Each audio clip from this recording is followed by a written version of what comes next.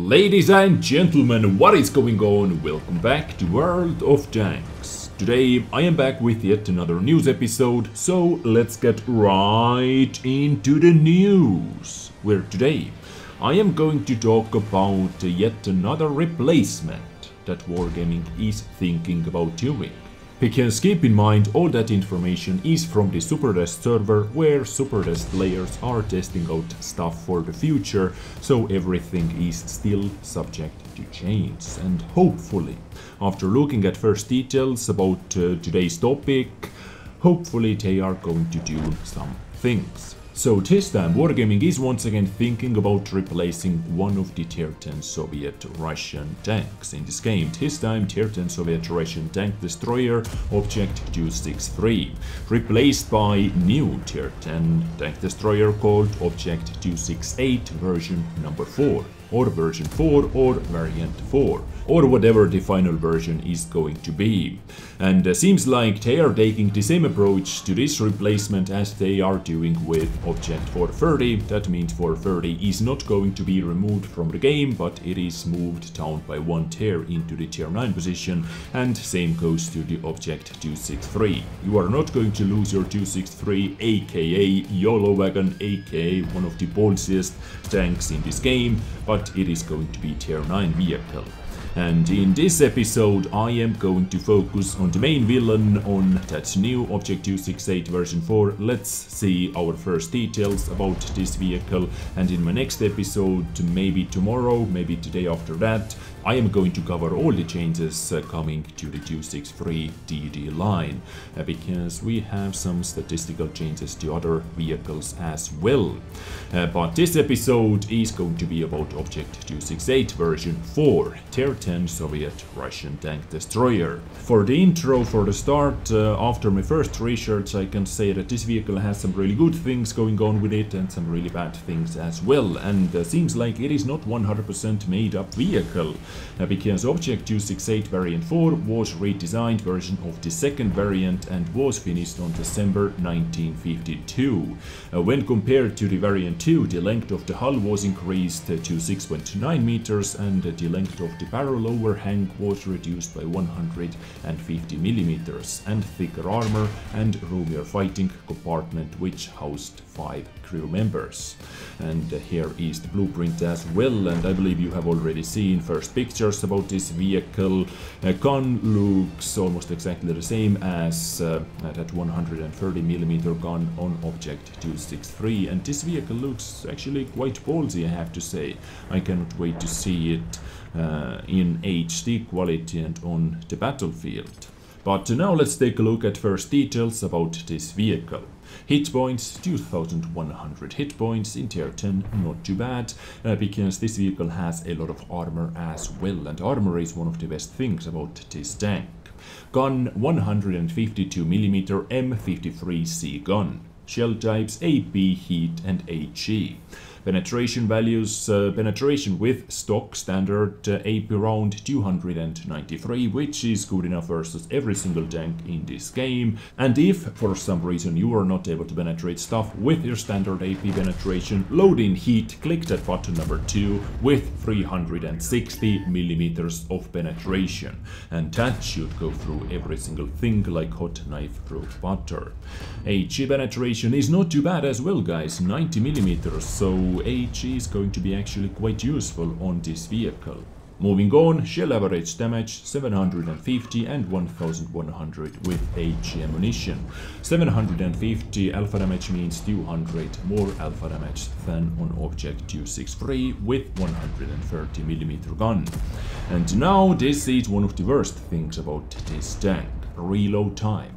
For 750 alpha damage, 20.52 seconds. And I am not sure what kind of stats are over here. Are those stats with 100% crew or vehicles stock stats? But 20.52 second reload time with 750 alpha damage is by far the slowest reload time among all the rest of the 750 alpha damage guns, in tier 10 especially. Rate of fire equals 2.92 rounds per minute, but aiming time, guys, for 152mm gun is super good, 1.92 seconds.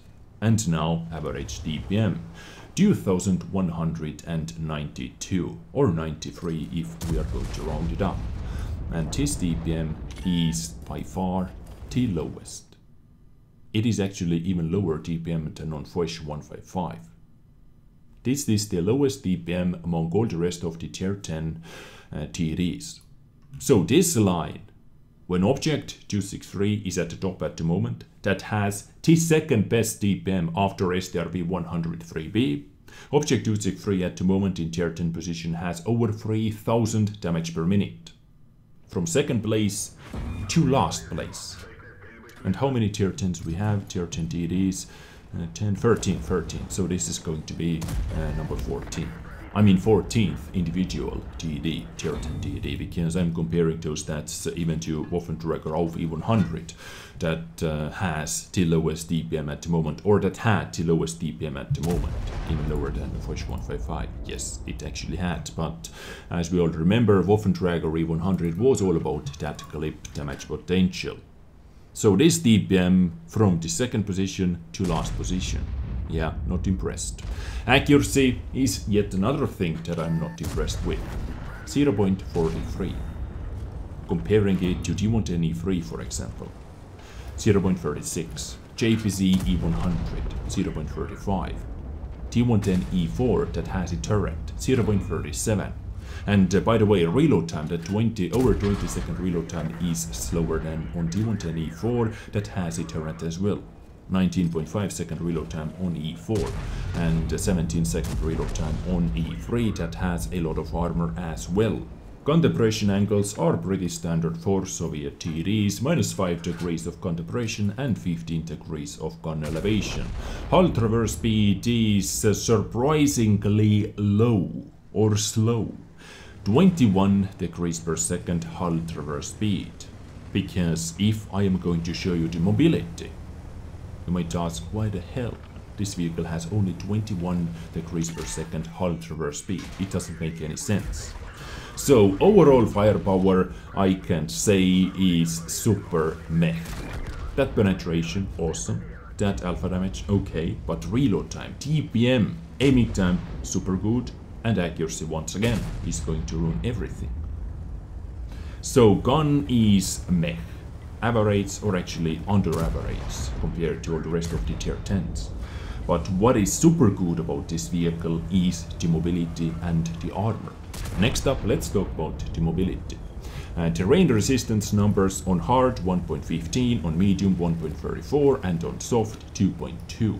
This tank is going to be 50 tons heavy tank with 55 ton maximum load limit, with 1000 horsepower engine.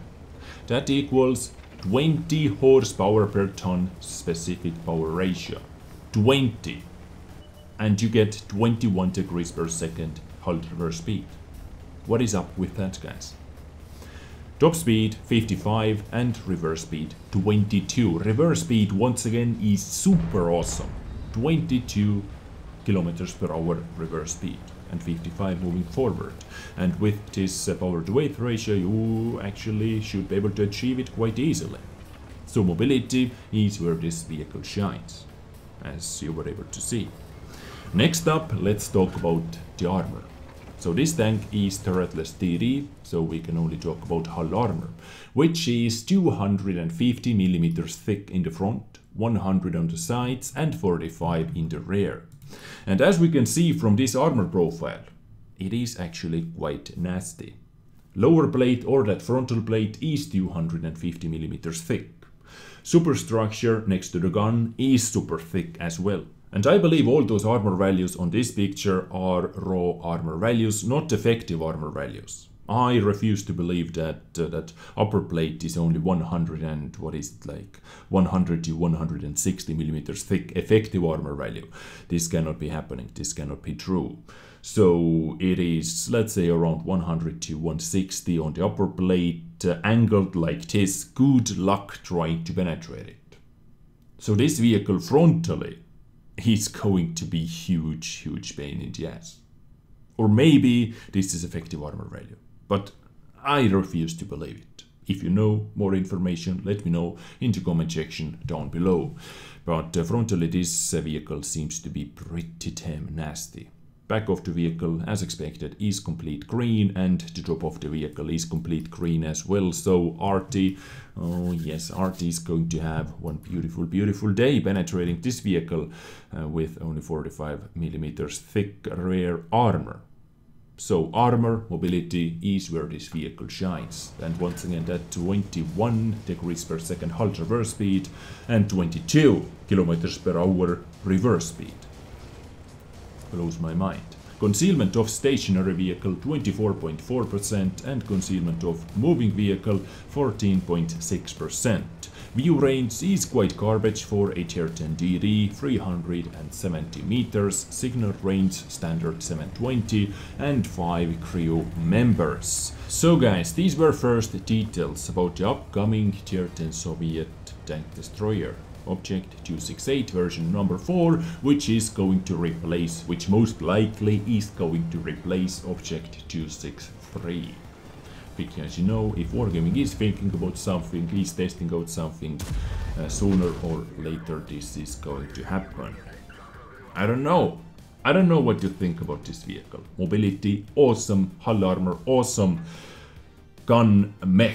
Now, that said, my biggest worry about this vehicle is not how it plays, but my biggest worry is how it is to play against it, how it feels to play against it. That frontal armor, man, this seems to be nasty. Yes, gun is not the best, but frontal armor, mobility, repositioning, you take the shot, you can back up. That -5 degrees of gun depression, yes, this is super bad, but with that kind of reverse speed, you can take your shot and you can back up, you can back down from the hill or from the ridge line before enemy is able to zero in, before enemy is able to locate you and zero in. I don't know. I think we just have to wait and see what is the final version of this vehicle when it finally comes alive. Hopefully it is not too broken, armor-wise, mobility-wise and gun-wise. A gun clearly seems to be the balancing factor of such a great mobility and armor, but as you know, alpha damage, you can hide easily, armor. This is what works in this game at the moment. But guys, I believe that is it from me today about Object 268 version number 4. As I said, stay tuned for more action because there is a lot to cover. In this deck tree I have to talk about one tank that is going to be removed as well, because if you introduce something new to the deck tree, something old has to be removed. I hope you enjoyed. Hit that thumbs up button if you did, hit that subscribe button if you are interested in seeing more stuff from me, and I catch you in my next episode. Stay awesome, take care, and bye.